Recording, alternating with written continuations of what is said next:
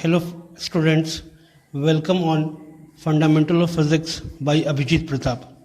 This is the second lecture of class 12th electrostatics which will be on quantization of charge. इसके पहले हमने first lecture किया था introduction of electric charges. Hopefully आप लोगों ने वो लेक्चर देखा है. अगर नहीं देखा है तो इस लेक्चर के पहले वो लेक्चर देख लीजिए आप लोग. प्रीवियस लेक्चर में हमने चार्ज का इंट्रोडक्शन किया था, उसका एसआई यूनिट देखा था, उसका इलेक्ट्रोस्टैटिक यूनिट देखा था, उसका इलेक्ट्रोमैग्नेटिक यूनिट देखा था और इन तीनों यूनिट्स के बीच में रिलेशन देखा था. साथ में हमने कुछ न्यूमेरिकल्स किए थे और चलिए तो फिर हम लोग शुरू करते हैं आज का topic quantisation of charge. Hello, my name is Abhijit Pratap. तो हम लोग शुरू करते हैं क्वांटाइजेशन ऑफ चार्ज. तो सबसे पहले हम लोग देखेंगे कि ये वर्ड क्वांटाइजेशन है क्या. ये तो अगर किसी भी फिजिकल क्वांटिटी का अगर वैल्यू एक डिस्क्रीट अमाउंट हो rather than any other quantity, तो उस क्वांटिटी को हम लोग बोलते हैं क्वांटाइज्ड फिजिकल क्वांटिटी. तो क्या बोल रहा है ये कि quantization of charge it states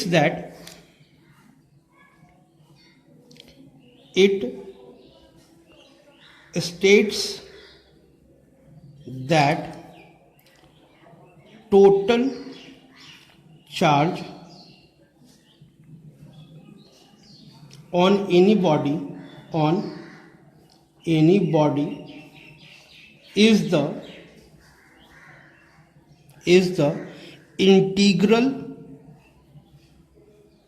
integral multiple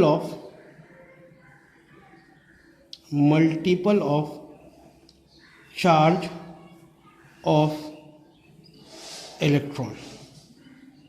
कि इसका discrete value that is integral value होना चाहिए, इंटीग्रल मल्टीपल होना चाहिए किसका, चार्ज ऑफ इलेक्ट्रॉन का. आपको पता है कि हम लोग चार्ज ऑफ इलेक्ट्रॉन को ई से रिप्रेजेंट करते हैं. तो हम लोग बोल सकते हैं कि total charge Q total is equal to plus minus n into E, where n is integer, that is 1, 2, 3, 4, 5 up to infinity, and E is charge of electron. E is equal to charge of electron, and you know its value, that is 1.6 into 10 to the power minus 19 coulomb. And चूंकि ये negative होता है इसलिए यहाँ पे हम लोग negative sign apply करेंगे. So minus 1.6 into 10 to power minus 19 coulomb. ये है आपका चार्ज ऑफ इलेक्ट्रॉन का. तो अगर हम बोले कि कोई भी ऑब्जेक्ट आपका अनचार्ज से चार्ज कब होता है, जब उसमें इलेक्ट्रॉन का ट्रांसफर होता है तब. अगर इलेक्ट्रॉन चार्ज जो है वो किसकी वजह से है, आपका ट्रांसफर ऑफ इलेक्ट्रॉन की वजह से. ट्रांसफर ऑफ इलेक्ट्रॉन की वजह से. तो ऑब्जेक्ट जो है, आपको पता है, अपने क्लास 10 में पढ़ा है कि दो तरह का नेचर होता है इसका, नेगेटिव और पॉजिटिव. तो any object which loses electron, any object which loses electron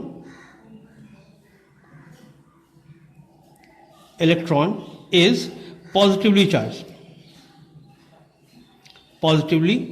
charged, and any object which gains electron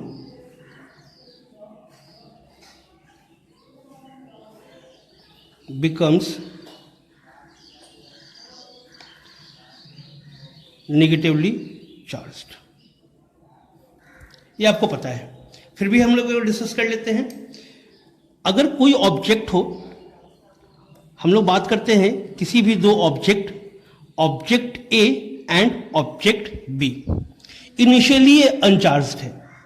uncharged है इसका मतलब है क्या कि यहाँ पर नंबर ऑफ इलेक्ट्रॉन और नंबर ऑफ प्रोटॉन दोनों इक्वल है. सो यहाँ पे अगर बात करें हम लोग, number of electron is equal to number of proton, यहाँ भी number of electron is equal to number of proton.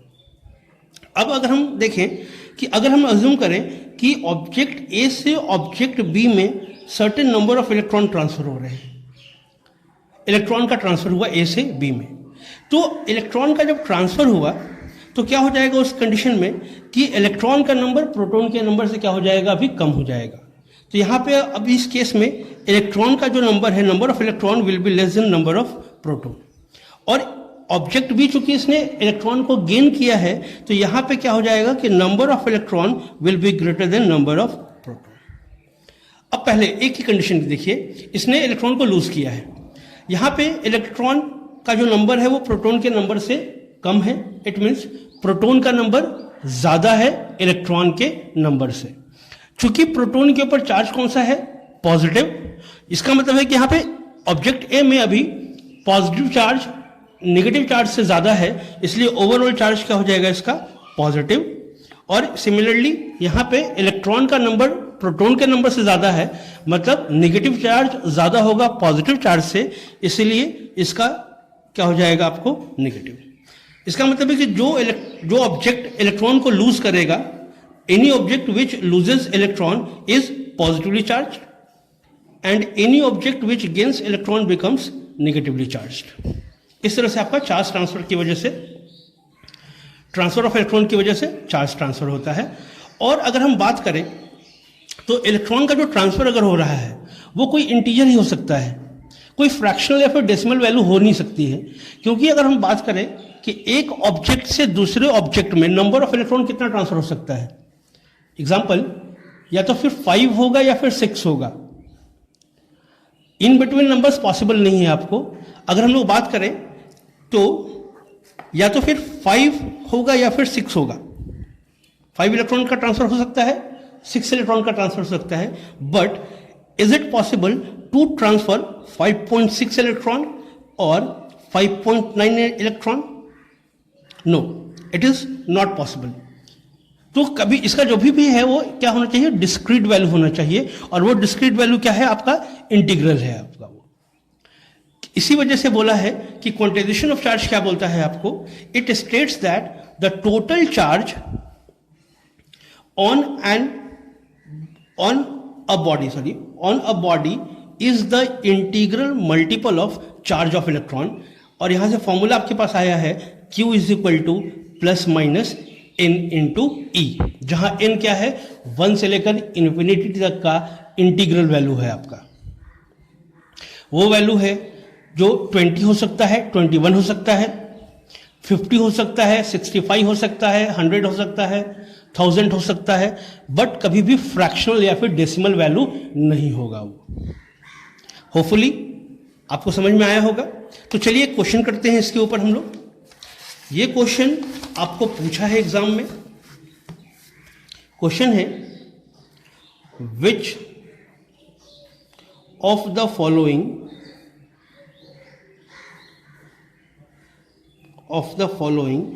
charge, which of the following charge is not possible? Which of the following charge is not possible? Which of the following charge is not possible? Options हैं आपके पास। Option A 1.6 into 10 to the power minus 19 coulomb, B 3.2 into 10 to the power minus 18 coulomb, C 1.6 into 10 to the power minus 20 coulomb, and option D 3.2 into 10 to the power 19 coulomb. ये options हैं आपको बताना है कि इसमें से कौन सा चार्ज फिजिकली पॉसिबल नहीं है। फॉर्मूला वही है, Q is equal to N into e. अगर N का वैल्यू अगर इंटीजर है तो चार्ज पॉसिबल है, अदरवाइज अगर इंटीग्रल वैल्यू नहीं आता है, कोई भी फ्रैक्शनल या फिर डेसिमल वैल्यू अगर आती है N की, तो वो आपको पॉसिबल नहीं होगा। तो चलिए हम इसका सॉल्यूशन देखते हैं। पहला ये Q है आपका, so Q is equal to N into e, ये फॉर्मूला है आपके पास। टोटल चार्ज कितना है आपको फर्स्ट कंडीशन के लिए 1.6 into 10 to the power minus 19। N का वैल्यू आपको फाइंड आउट करना है, E का वैल्यू आपको पता है कितना 1.6 into 10 to the power minus 19। ये टर्म और ये टर्म एग्जैक्टली इक्वल है, कैंसिल हो जाएगा, यहां से N इज इक्वल टू 1 आया आपको।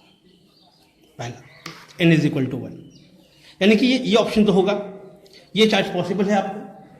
सेकंड की अगर बात करें हम लोग B, तो 3.2 divided by into 10 to the power minus 18 divided by 1.6 into 10 to the power minus 19। यहां से भी आप कर सकते हो, n का वैल्यू निकालना था जो कि क्या हो जाएगा आपका Q डिवाइडेड बाई E हो जाता है। ये फॉर्मूला है आपका, इसी फॉर्मूला पे ये हम लोग पुट करते हैं। टोटल चार्ज आपको दिया हुआ है 3.2 into 10 to the power minus 18। अब इसके लिए चेक कर रहे हैं हम लोग। E का वैल्यू आपको पता है 1.6 into 10 to the power minus 19 होता है। 1.6 divided by 3.2 that is equal to कितना 2, माइनस 19 ऊपर जाएगा तो क्या था plus 19, minus 18 plus 19 that is equal to 1 plus 1, यानी कि 10 into 2 that is equal to 20। ये भी एक इंटीग्रल वैल्यू है, मतलब पॉसिबल है ये। थर्ड C को चेक कर ले हम लोग, तो टोटल चार्ज कितना 1.6 into 10 to power minus 20 divided by E का वैल्यू कितना 1.6 into 10 to the power minus 19। 1.6 से 1.6 कैंसिल हो गया आपका, माइनस 19 ऊपर में जाएगा तो plus 19, minus 20 plus 10 that is equal to 10 to the power minus 1 that is equal to 1/10। This is a fractional value, ये पॉसिबल नहीं है आपका, इसलिए ऑप्शन क्या होगा आपका C। इसी तरह से आप इसको भी चेक कर सकते हैं। D का वैल्यू दिखिएगा, इंटीग्रल वैल्यू आएगा कोई भी आपका। तो इस तरह का क्वेश्चन अगर आया तो होपफुली आप कर सकते हैं इसको। ओके, नेक्स्ट हम लोग आते हैं सेकंड क्वेश्चन के ऊपर, क्वेश्चन नंबर 2।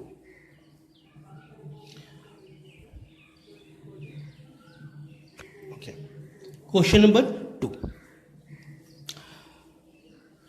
अगर हम बात करते हैं, a body is initially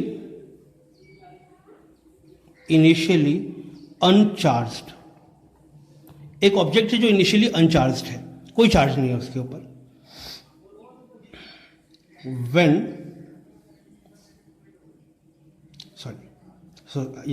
when it is given a charge of 5 coulomb, then find the amount of electron transferred. Also comment whether the body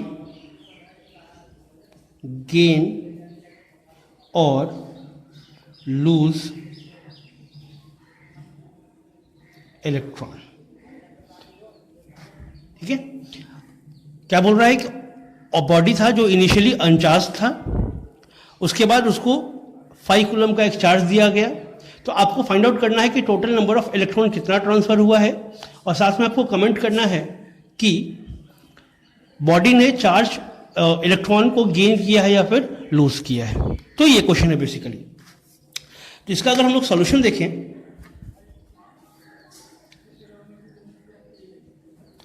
solution अगर देखें इसका हम लोग, तो अगर यहां पे बात कीजिए टोटल चार्ज कितना है आपका, टोटल चार्जेस 5 कूलम, क्योंकि ये ट्रांसफर चार्ज है। सो Q का वैल्यू है आपके पास 5 कूलम। निकालना क्या है आपको, नंबर ऑफ इलेक्ट्रॉन निकालना है। फॉर्मूला आपको पता है, Q is equal to N into E। यहां से हम बोल सकते हैं क्या, N का वैल्यू फाइंड आउट करना है, सो Q डिवाइडेड बाई E। आपके पास Q का वैल्यू गिवन है कितना 5 कूलम, E का वैल्यू आपको पता है कितना 1.6 into 10 to the power minus 19 coulomb. तो n is equal to q that is 5 divided by e। e means charge of electron 1.6 into 10 to the power minus 19। ये minus 19 ऊपर जाएगा तो 10 to the power plus 19, decimal हटाइए 0, सो 50 divided by 16,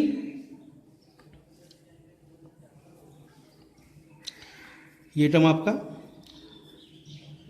3.1, इसके बाद भी कोई वैल्यू आएगी into 10 to the power minus 19, ये आंसर है। अच्छा, अब कंफ्यूजन नहीं होना चाहिए कि बोले कि सर आपने बोला था कि यहाँ पे 3 डेसिमल वैल्यू नहीं आनी चाहिए, यहाँ पे डेसिमल आ गया है। तो ये डेसिमल वैल्यू नहीं है, क्योंकि यहाँ पे देखिएगा पावर में बहुत बड़ा फैक्टर है आपका ये। अगर आप इसको अगर एग्जैक्ट में अगर चाहते हैं तो आप यहाँ से इसको डेसिमल हटा दीजिएगा तो क्या हो जाएगा, नीचे में 10 आ जाएगा, एक 10 से इसको कैंसिल कर लीजिएगा तो ये कितना हो जाएगा आपका 19 से कितना हो जाएगा 18 हो जाएगा, यानी कि 31 into 10 to the power 18 answer. अब कोई कंफ्यूजन नहीं है यहाँ पे, क्योंकि याद रखिए कभी भी n का वैल्यू डेसिमल आएगा ही नहीं। अगर डेसिमल में अगर आ रहा है तो आप उसको चेंज कर भी सकते हो या फिर गेस कर सकते हो कि डेसिमल में आने वाला है कि नहीं आने वाला है, क्योंकि इसके बाद का जो वैल्यू है, जो पावर जो होगा, उस फैक्टर के ऊपर भी ये डिपेंडेंट होता है आपका। तो ये क्वेश्चन था आपका क्वांटाइजेशन ऑफ चार्ज से। एक क्वेश्चन कीजिएगा अभी आप लोग। Question is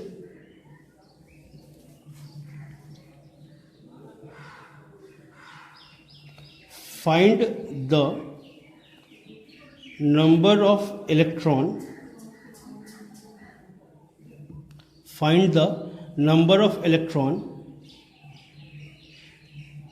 for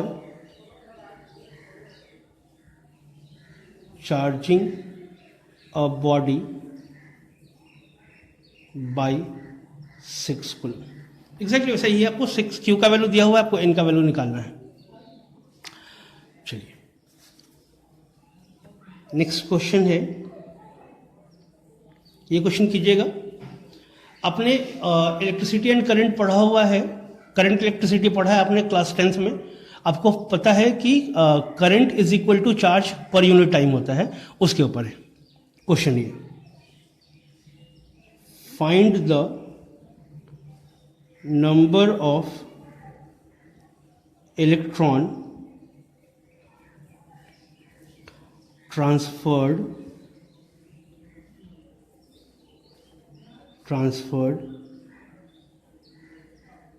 for 1 ampere, if 1 ampere of current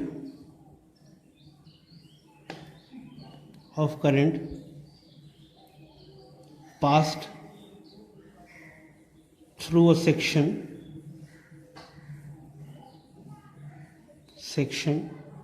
in 1 minute। ये क्वेश्चन कीजिए, वीडियो को पॉज कीजिए और इस क्वेश्चन को कीजिएगा। हिंट है इसके लिए, hint I is equal to Q by T. आपको I दिया हुआ है, आपको T दिया हुआ है, वहां से आप Q का वैल्यू निकालिए। जब Q का वैल्यू आ जाएगा तो आपके पास फॉर्मूला है Q इज इक्वल टू, यहां से क्या बोल रहा है, I का वैल्यू गिवन है, T का वैल्यू गिवन है, यहां से आप Q का वैल्यू निकालिएगा। और एक बार जब Q का वैल्यू आ जाए तो Q इज इक्वल टू क्या होता है, N इंटू E। E का वैल्यू आपको पता है, आप वहां से N की वैल्यू फाइंड आउट कर सकते हैं। तो ये था आपका क्वांटाइजेशन ऑफ चार्ज के ऊपर। अब हम लोग नेक्स्ट टॉपिक देखेंगे जो आपके बोर्ड पॉइंट ऑफ व्यू से इंपॉर्टेंट हो सकता है ये, that is difference between charge and mass. Next topic is difference between charge and mass. तो सिमिलरिटी हमने फर्स्ट लेक्चर में हमने डिस्कस किया था कि चार्ज और मास दोनों ही ऑब्जेक्ट के इंट्रिंसिक प्रॉपर्टी है, फंडामेंटल प्रॉपर्टी है, इंट्रिंसिक प्रॉपर्टी है, जो कि उसके शेप और साइज के ऊपर डिपेंड नहीं करता है। बट डिसिमिलरिटी क्या है? हमने फर्स्ट लेक्चर में आपको बताया था कि चार्ज जो है ऑब्जेक्ट के वेलोसिटी के ऊपर डिपेंडेंट नहीं होता है, पहला चीज, लेकिन मास जो है वो डिपेंडेंट होता है। आज उसको हम लोग डिस्कस भी करेंगे कि मास जो है वो ऑब्जेक्ट के वेलोसिटी के ऊपर किस तरह से डिपेंडेंट है, कि अगर किसी भी ऑब्जेक्ट का वेलोसिटी बढ़ाते हैं तो उसका मास क्या होता है, कांस्टेंट ही रहता है या फिर उसमें चेंजेस आते हैं। अगर चेंजेस आता है तो वेलोसिटी के साथ वो इंक्रीज करता है या फिर डिक्रीज करता है, उसको हम लोग एक इक्वेशन के ऊपर समझेंगे। तो सबसे पहले हम लोग क्या करेंगे, इस डिफरेंस के लिए दो पहले आप टेबल बना लीजिए। एक साइड में कीजिए आप चार्ज, दूसरे साइड में कीजिए मास। सिमिलरिटी की अगर बात करें तो दोनों इंट्रिंसिक प्रॉपर्टी है। ओके, पहला फर्स्ट चार्ज। चार्ज क्या हो सकता है आपका? पॉजिटिव हो सकता है, नेगेटिव भी होता है और जीरो भी हो सकता है आपका, कि ऑब्जेक्ट न्यूट्रल हो सकता है। तो it can be positive, negative और इवन जीरो। किसी भी ऑब्जेक्ट पर जीरो चार्ज है मतलब क्या है, वो न्यूट्रल है, उसमें नंबर ऑफ इलेक्ट्रॉन और नंबर ऑफ प्रोटॉन क्या होंगे, इक्वल होंगे। मास, हाँ जी, मास नेगेटिव हो सकता है क्या? नहीं। मास जीरो हो सकता है क्या? नहीं। इसका मतलब है कि मास सिर्फ और सिर्फ क्या होगा, आपको पॉजिटिव होगा। इट इज ओनली पॉजिटिव, सिर्फ और सिर्फ पॉजिटिव हो सकता है, क्योंकि निगेटिव और जीरो मास नहीं होता है। कोई भी ऑब्जेक्ट मासलेस नहीं हो सकती है, निगेटिव का मास खैर हो ही नहीं सकता है। सेकंड अगर हम बात करें, it do not depend on velocity. हमने लास्ट लेक्चर में डिस्कस किया था कि चार्ज जो है आपका इनवेरियंस है आपका, ये वेलोसिटी डिपेंडेंट नहीं है, प्रॉपर्टी है आपका, इनवेरियंस प्रॉपर्टी है, ये वेलोसिटी डिपेंडेंट नहीं है। But mass it depends on velocity. The mass of an object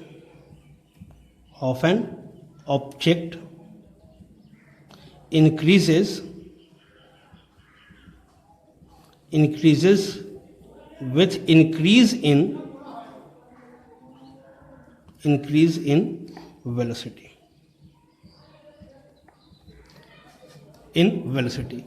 It depends on velocity. The mass of an object increases with increase in velocity. कि object का अगर मास object का अगर velocity increase कर दे तो उसका मास भी क्या हो जाता है, इंक्रीज कर जाता है। लेकिन वो जो इंक्रीमेंट जो है वेलोसिटी का, वो थोड़ा नहीं होना चाहिए, वो बहुत होना चाहिए आपका। कैसे? अगर हम लोग बात करेंगे, रिलेशन क्या है, m is equal to m not under root of 1 minus V square upon C square. ये इक्वेशन है आपका, वेयर m नॉट क्या है, मास एट रेस्ट, v है आपका वेलोसिटी ऑफ ऑब्जेक्ट, और मोस्ट इंपॉर्टेंट c जो है that is speed of light. तो अगर कोई किसी भी ऑब्जेक्ट का अगर स्पीड ऑफ लाइट को अटेंड कर ले तो उस केस में उसका जो मास होगा वो कितना हो जाएगा, इनफाइनाइट हो जाएगा। अगर आप किसी पत्थर के छोटे से टुकड़े को अगर इस स्पीड से फेंके कि उसका स्पीड जो है स्पीड ऑफ लाइट को अटेंड अगर कर सकता है, तो उस केस में आप उसका मास जो है वो मेजर नहीं कर पाइएगा, क्योंकि वो बहुत ही इनफाइनाइट यानी कि बहुत ही बड़ी वैल्यू हो जाएगी। थर्ड प्रॉपर्टी की हम लोग बात करते हैं, थर्ड डिफरेंस की बात कर ले अगर हम लोग इसमें, तो चार्ज इज क्वांटाइज्ड,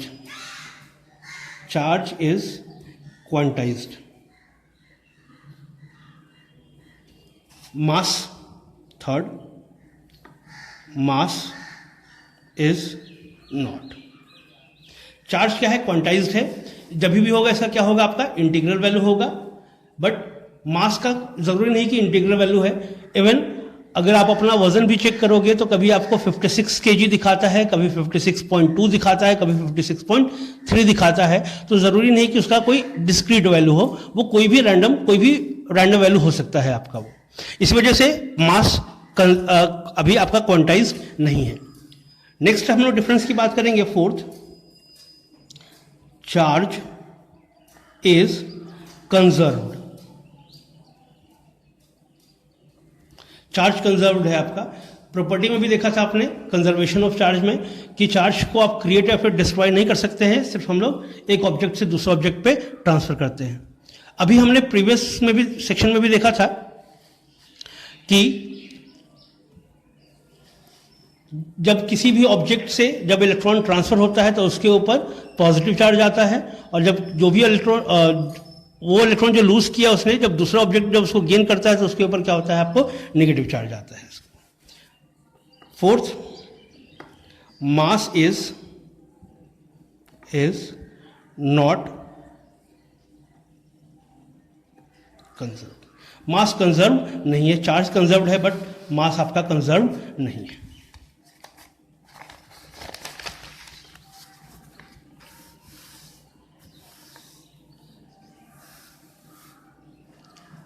नेक्स्ट जो है हम लोग डिस्कस करेंगे मेथड ऑफ चार्जिंग्स। नेक्स्ट सेक्शन है आपका methods of charging. Method of charging कहने का मतलब है कि एक ऑब्जेक्ट जो पहले आपका अनचार्ज था, आप उसको चार्ज करना चाह रहे हैं, तो चार्ज जो होगा तो आप उसके अंदर चार्ज प्रोड्यूस नहीं कर सकते हैं। या फिर कोई अगर चार्ज बॉडी है उसको आप अनचार्ज करना है तो उसमें से चार्ज आप डिस्ट्रॉय नहीं कर सकते हैं उसका, because it is against the rule of conservation of charge. तो अगर हम लोग किसी भी अनचार्ज ऑब्जेक्ट को अगर चार्ज अगर करना है तो हम लोग क्या करें, फिजिक्स में इसके लिए 3 मेथड हैं। अगर आपने एनसीईआरटी को अगर पढ़ा है तो उसमें एक सेक्शन था आपका, फर्स्ट सेक्शन ही है, जब किसी भी 2 ऑब्जेक्ट को आप रब करते हैं तो एक के ऊपर क्या होता है, पॉजिटिव चार्ज आता है और दूसरे के ऊपर क्या होता है, आपका नेगेटिव चार्ज आता है। तो अगर हम लोग मेथड ऑफ चार्जिंग की बात करें, your first method is charging by friction. Charging by friction, जब 2 ऑब्जेक्ट ये हैं, अगर ये तो खैर आइडेंटिकल हैं, अगर अनआइडेंटिकल ऑब्जेक्ट्स को अगर रब करेंगे हम लोग तो क्या होगा, फ्रिक्शन प्रोड्यूस होगा, फ्रिक्शन से हीट जनरेट होगा आपका, और उस चूंकि वो एनर्जी है तो उसके वजह से क्या होगा कि चार्ज का ट्रांसफर होगा।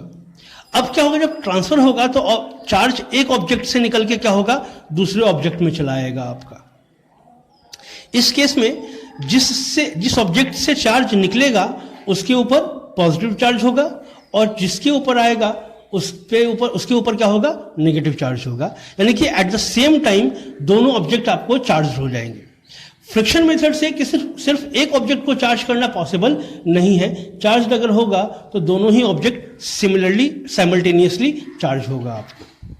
तो ये है आपका चार्जिंग बाय फ्रिक्शन मेथड, कि जब 2 ऑब्जेक्ट को एक दूसरे के साथ रब करेंगे तो एक के ऊपर पॉजिटिव चार्ज होगा और दूसरे के ऊपर नेगेटिव चार्ज होगा। दोनों के ऊपर पॉजिटिव चार्ज भी नहीं हो सकता है और दोनों के ऊपर नेगेटिव चार्ज भी नहीं हो सकता है। क्यों नहीं होगा, कि क्वेश्चन पूछा भी है कि इज इट, क्वेश्चन है is it possible that 2 objects acquire same charge if rub against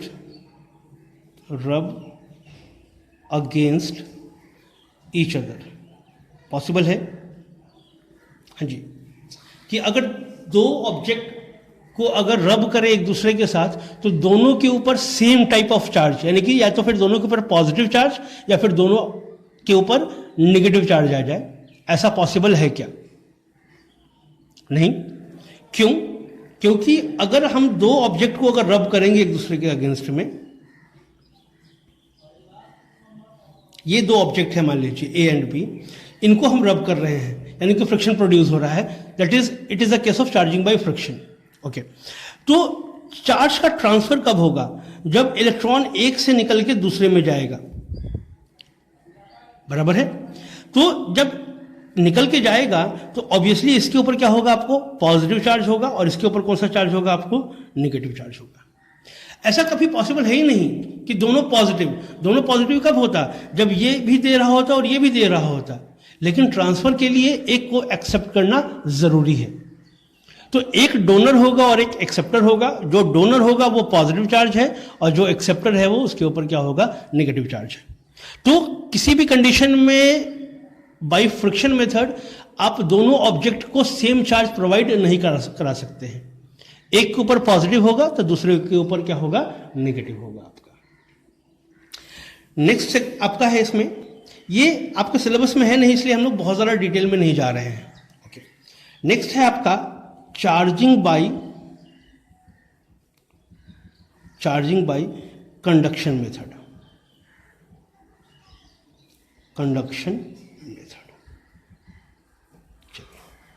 इसको थोड़ा डिटेल में देखते हैं। सिलेबस में तो बाय टॉपिक ये भी नहीं है, बट इसका एप्लीकेशन पड़ेगा आपको बीच बीच में। तो चार्जिंग बाय कंडक्शन मेथड क्या होता है कि एक चार्ज ऑब्जेक्ट क्या बोल रहा है? When it is a method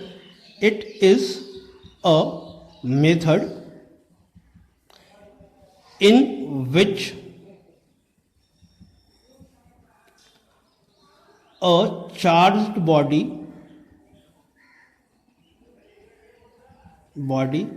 is kept in contact with some other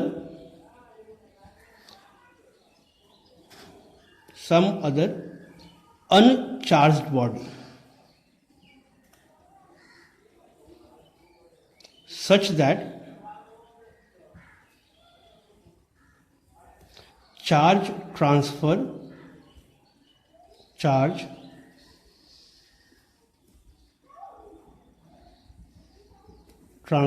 from charged to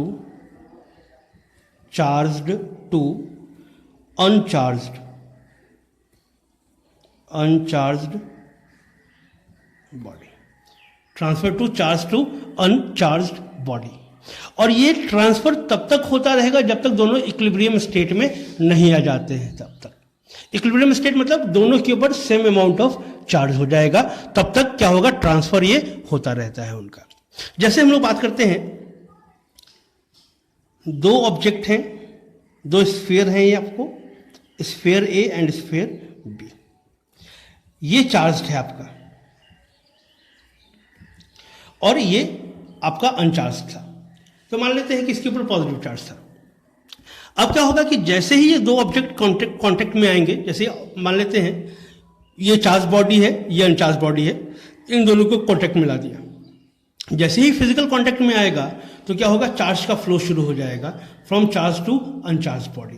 तो क्या होगा? धीरे धीरे चार्ज का फ्लो शुरू हो जाएगा यहां से यहां तक का। तो इनिशियली अगर मान लेते हैं कि इसके पास चार्ज था Q और इसके पास चार्ज था 0, तो क्या होगा कि चार्ज फ्लो करना शुरू होगा और टाइम के साथ क्या होगा? इसका चार्ज जो है वो डिक्रीज करने लगेगा और इसका चार्ज क्या होगा? B का चार्ज इंक्रीज करने लगेगा। एक टाइम ऐसा आएगा जब A का चार्ज और B का चार्ज क्या हो जाएगा? आपको बराबर हो जाएगा।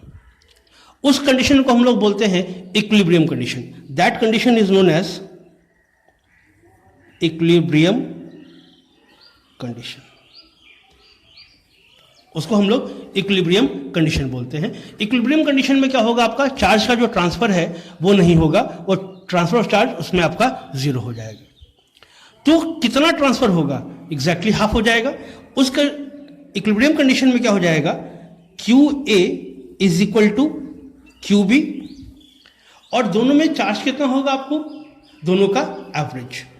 अगर इनिशियली बात करें इसका एवरेज कितना, इसमें टोटल चार्ज कितना था Q, प्लस B का चार्ज कितना था 0, और एवरेज निकाल रहे तो divided by 2, so Q by 2।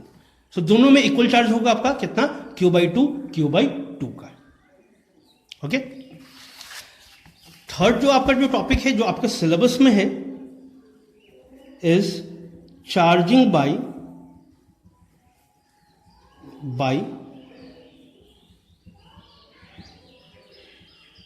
Induction method.